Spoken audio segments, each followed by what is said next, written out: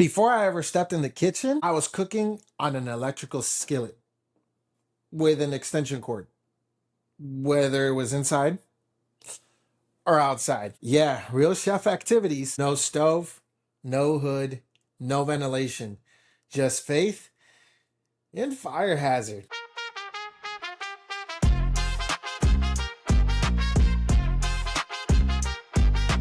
What's good, everybody? Welcome back to the Grub and Grind, where the food is the conversation starter and the grind is the real story.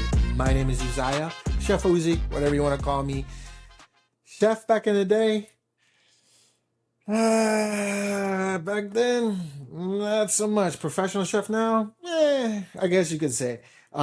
Basically, back in the day, I was on survival mode. I was cooking. I was on survival mode. So today we have this electrical skillet. And when I say that we have this electrical skillet, I feel like it is time for us to go back in our roots. And what do I mean by when I say we're going to go back to our roots? And what I mean by that is the budget for food was low and the equipment was even lower. Let me tell you. Hopefully, we're trying to plug this in already and see how this goes. This right here is my Michelin star kitchen. And I'm not gonna lie to you, I think Gordon Ramsay would have shut me down because I would cook breakfast, lunch, and dinner, snacks even on this thing. So preemptively, I have some chicken.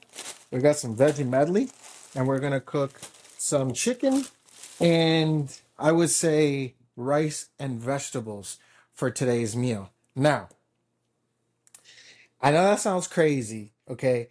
But I literally can make anything and everything happen with this skillet right here. Anywho, so we're gonna make some chicken and some rice. We gotta get some rice, some arroz. I mean, I feel like we could do whatever we want with this rice. So we're just gonna do 1 cup of rice. Now let me tell you something. When I first wanted to start cooking and being a chef, I started off with an electrical skillet. I have no stove, no oven during that time, but I just had this beautiful electrical skillet and faith. Because we know that when you cook with electrical skillets, it takes about 3 to 5 business days for things to heat up. While I say that, this one is smoking, so we gotta put some water. While we're doing that, what's crazy is that during those times where I would do this, sometimes I'm looking at myself and I'm like, is this thing on? Is this thing cooking? Or am I about to just give myself food poisoning? Because I was like, bro, there's no way this is coming out cooked. I thought I was cooked doing this. All right, so now on this other side, we're gonna put water because this is where we're gonna put our vegetables. Look at that, bro. Look at that. Like, while this is heating up, let me go get some utensils real quick. Super underprepared. This is what we were working with. Now, while I'm talking to you all, this is real talk, okay? Real, real talk. What was the most struggle setup you had to use? What I mean by that is, were you the microwave chef? Did you use a hot plate? Or I know some of y'all probably use the coffee maker to make noodles, because I know I was one of them.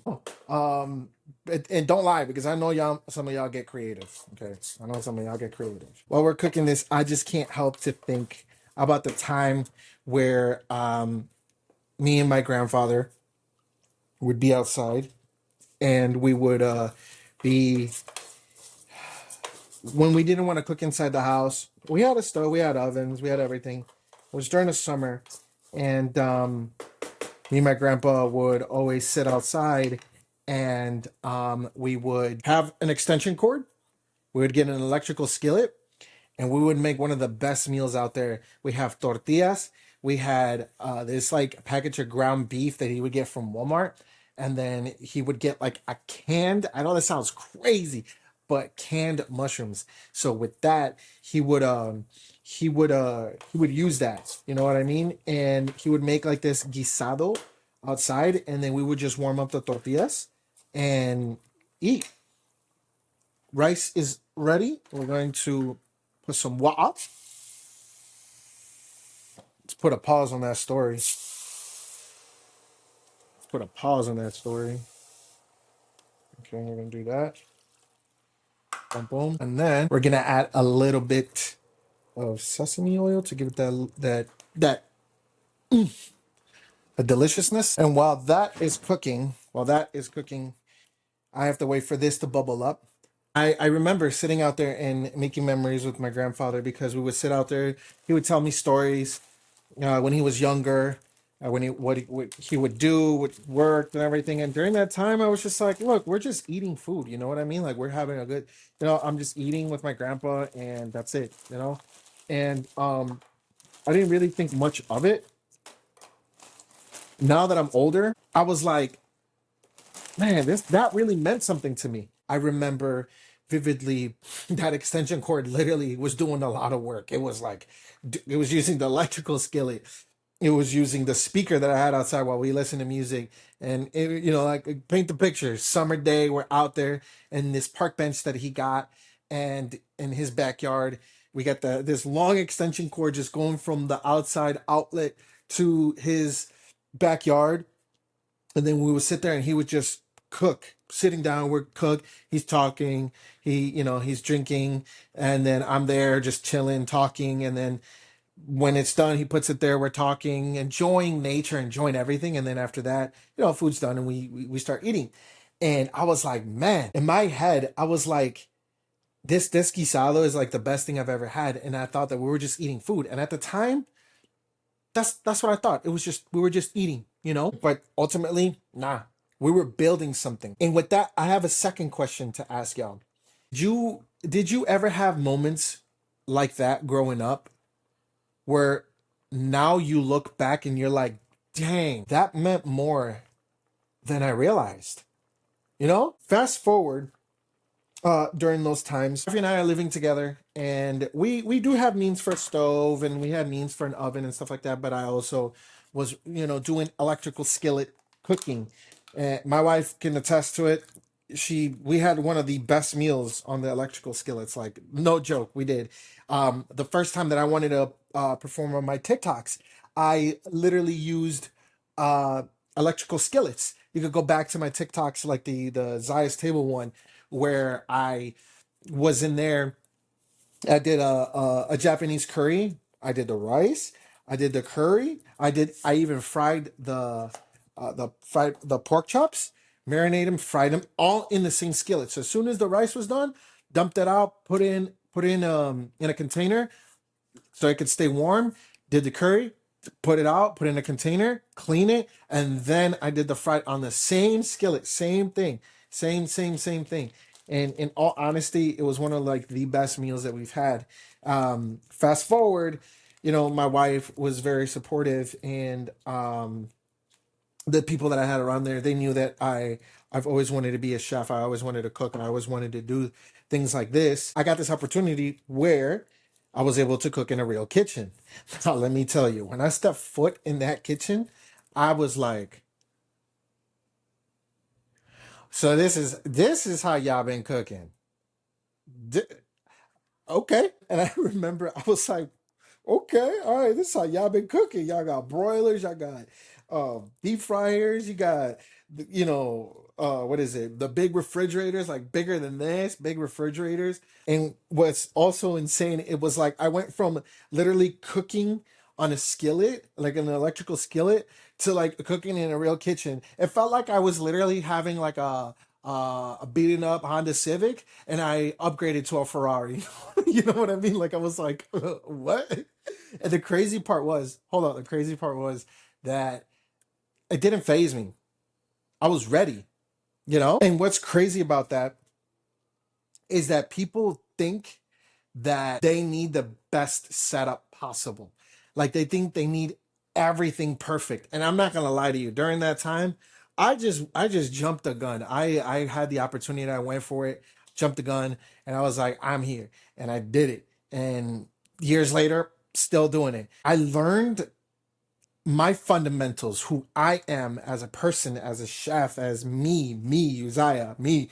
I learned how to cook on an electrical skillet, on an electrical stove, on an electrical, well, this would be like a hot pot thing, right?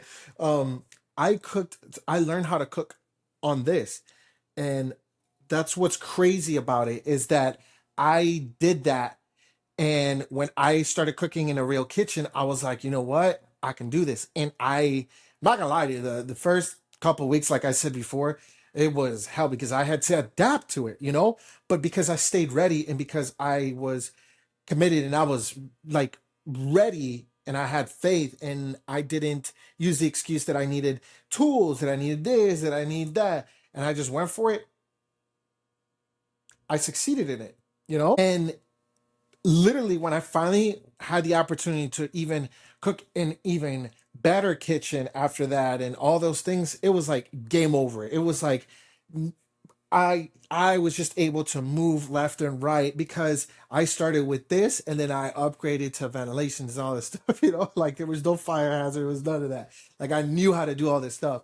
Now, my question to y'all is, are you waiting for something to be perfect? Or are you like procrastinating with style? Because I know some of y'all have something that you've been putting off, and maybe you're waiting for the perfect moment. Maybe you're waiting for the perfect things. Maybe you're waiting for having the equipment or whatever. But don't procrastinate. You know what I mean? Like don't ever procrastinate. All right, so let's build this. This is joint. Don't know why, but we're gonna keep it rolling. Hopefully you can't hear it because I can see that it's smoking, so it's getting there. So let's do a little ASMR. Ready? Ooh, that's beautiful. We're gonna throw this away. So while we're building this and while we're cooking this, this has become my identity. This has become memories. This has become my struggle. This was everything. During those times where I cooked in an electrical skillet with my grandfather at his house, or when I moved out and I was on my own, doing what I had to do. Um, for content and everything else. Like, this is how I became who I am. And when I mastered the electrical skillet and I mastered cooking, almost literally everything that you see on any of my social medias was all made in an electrical skillet. That's who I became. So I literally wanted to keep doing it. And the crazy part is, I do that with work. I do that with content. I do that with life in general. Is that sometimes you just got to jump with both feet in. You're gonna be like, you know what? Screw it. I'm done. Like I'm just gonna do it. Like faith or no faith, you just have to do it. And crazy enough, everyone has faith when they jump in without a plan B. You know what I mean? And to me, I feel like that is one of the best times to attack something. As I failed in a lot of the things that I did on the electrical skillet, because not every time were my food were they bangers. Like they weren't, not all the time, but I know a lot of the times that I did do, I did. How can I say this? I did learn from it. I did gain experience from it because I said, "Oh, the first time I made rice, it didn't come out that great." Okay, the chicken, I would fry most of the chicken, like chicken, beef, whatever. I fried all of the stuff, so that's why your boy got big. But I had to learn as I went. Same with when I got into the kitchen. I had to learn as I went. And that's funny how life that's how life works. Is that you have to just go with the flow and learn as you go. Look at that. We're trying to get that perfect crust right now. See where that goes. Trying to get that perfect crusty crust. I remember I would have guests over and people would be like, "Oh my god, this food is so delicious," and I'm like, "Bro, you don't even know I cooked it in an electrical skillet, brother." Like I'm literally like, what? One of the most like used foods that I did, I felt because it was easier, faster, you know, like more, but it was very diverse. And I've talked about it before. Was ramen. Like me and my wife, we literally prepared ramen, and if it wasn't on the electrical skillet, like we would have this pot that would heat up water, and then we would grab our bowls, put the ramen in, put the hot water in. If we didn't have the chicken bouillon, we would use the packet that the ramen gave us. But almost every time we would add our own like seasonings like chicken bouillon, soy sauce, fish sauce, sesame oil, things like that. And we would make our own ramen. And then that day, if we had leftovers of rotisserie chicken, we would put rotisserie chicken. If we had frozen chicken patties, we would add that. If we had carnitas, we would add that as well. Like we were super creative. And I feel like that's the key point. Like when you're down and out, it don't mean just because you're broke, it don't mean you don't have creativity. That's when literally everything flourishes. And that's where you think in your mind and you're like, you know what? I can do this. And then trust me, I'm sure I'm gonna hear a lot of people about their setups and how they made food. And I'm sure they're very, very, very creative. And my biggest thing is like this has not gotten away from me. Like this is still me. Like if I made a hot pot on this, it's gonna be the best hot pot ever. If I'm making this, you about to see this is hopefully not gonna give me salmonella because this chicken is taking a little time to cook, but I'm sure it'll be amazing. And for those wondering what I put on the chicken, I put a little bit of salt and sazon because I wanted to replicate the simplicity of how back in the day what we would eat. It would just be rice, veggies, chicken. Rice, veggies, chicken. I wasn't trying to lose weight. I wasn't trying to, if it wasn't ramen, it was this. The simple seasonings that we would have was salt, sazon, chicken bouillon, at times soy sauce if it was on sale, sriracha if it was on sale, kimchi, anything that was on sale, we would try to get, you know. But most of our seasonings were from Walmart. Trust me, one of the best seasonings ever, bro. I don't care. Onion powder, garlic powder, paprika, chili powder, all the powders, delicious. Let's look at the crust. All right, now we're gonna flip and we're going to add a 5-minute timer. And I remember, I remember being in the kitchen. I'm like, boy, this ain't no electrical skillet.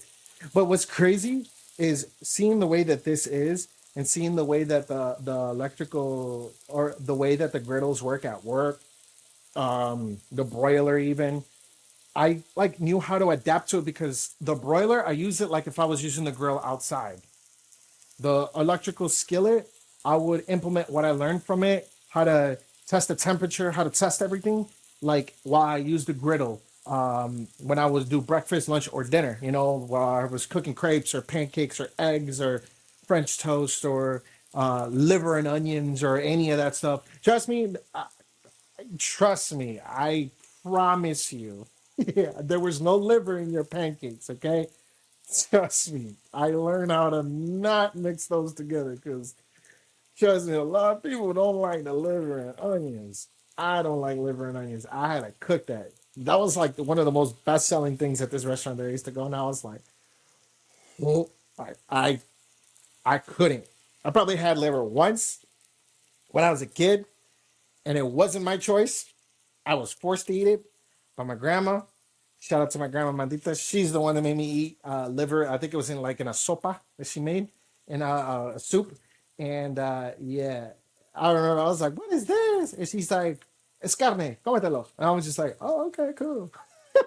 But I remember the distinguished taste because I was like, "Why does it taste like metal, bro? Like, why it tastes so weird?" Maybe it's the way it was made at the restaurant, but there's no way you're going to grab a recipe, grab liver and try to make it this extravagant dish. Like, I don't want to hear in the comment section, like, you use the same griddle for pancakes and bacon and I compared to butter. You'll be surprised how a lot of restaurants run, okay? That's all I'm going to say. You'll be surprised. You would be surprised what is being used in all those ingredients. By no means am I saying don't go eat at a restaurant. That's not what I'm saying. Just do your research. Know the people that are in the kitchen. And with that, I love all the people in the kitchen, everybody that's in the hospitality business, whether you're selling coffee, whether you're in a breakfast restaurant, a high fine dining, cafe, even McDonald's and Burger King, all of that, all those people, respect, salute to y'all. Like literally, it taught me a lot It broke a lot of the things that I had to learn as a person, and it shaped me into the person that I am today. You know, and salute to everybody, those that are watching. If you're in the hospitality business, just know I see you, I hear you, I know you're tired, I know you're stressed, I know that you're ready to throw in the towel, but trust me, it's worth it. You're not alone. You're not the only person that feels this way. Let's get back to the kitchen. I'm in the kitchen. I meant to say, let's get back to the chicken. Why do I always confuse chicken and kitchen? Don't know. But this chicken is looking good, but it's not fully cooked yet. So we're going to leave it for another, I would say like 2 minutes. I have another question for everybody that is listening. What is the weirdest experience that you had at a restaurant? Doesn't matter what restaurant. Tell me. I want to know what is the weirdest. It could be good or bad. The weirdest where you were like, bro, what? Comment down below and let me know. I know I've asked a lot of questions, but I would like to have this conversation and I want to have this platform where everything is free game. Everything, like, this is a place where we can have a conversation and we can just go back and forth and get to know each other. You know, I'm trying to look at the rice. What's the rice looking like? Ooh, rice is looking delicious. While I'm cooking this chicken, rice, and veggies, while I'm doing this, I hope that it would spark something in you with the question of what's something that you've started with absolutely nothing, no equipment, no help, no anything.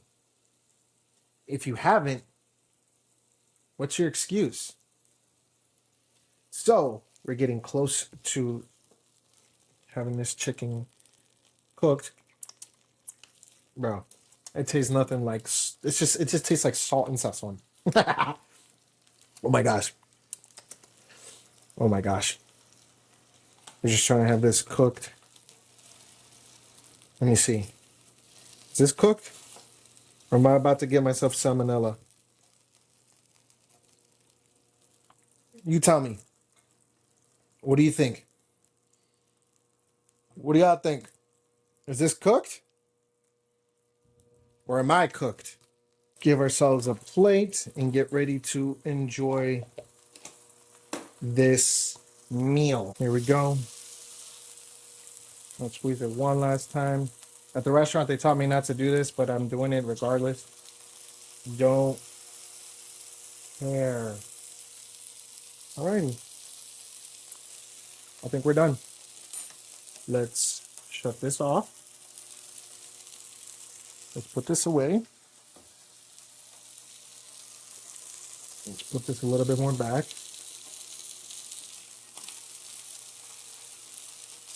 Ooh, look at that. I don't know if y'all saw that. That just split in half right there. Look at that. That was easy. Oh my goodness, I'm excited. Alrighty. Let's turn this off. Y'all hear that sizzling? Alrighty. We're gonna open up. Ooh, look at that. That rice is cooked to perfection. Gonna fluff it up. Look at that, bro. Oh my goodness. Oh, like no excuse. Look at this. I'm actually salivating this. I'm not gonna lie. Might have a little bit of rice. Maybe like 1 cup. And I can smell the sesame oil on that. Put some broccoli in here. And then we're gonna grab our chicken. Look at that. Look at this. Look at that chicken, bro. We're just gonna put it right here like this. We're gonna have the extra one and put it there. Look at that. Look at this, y'all. Alrighty. All that is left to do is to eat. Look at that. That's what it looks like. That's the plate. That's what I made with just an electrical skillet. Let me taste it and see how it is. Look at that. It's hot. Forgot to season the broccoli, but oh well. Get some rice.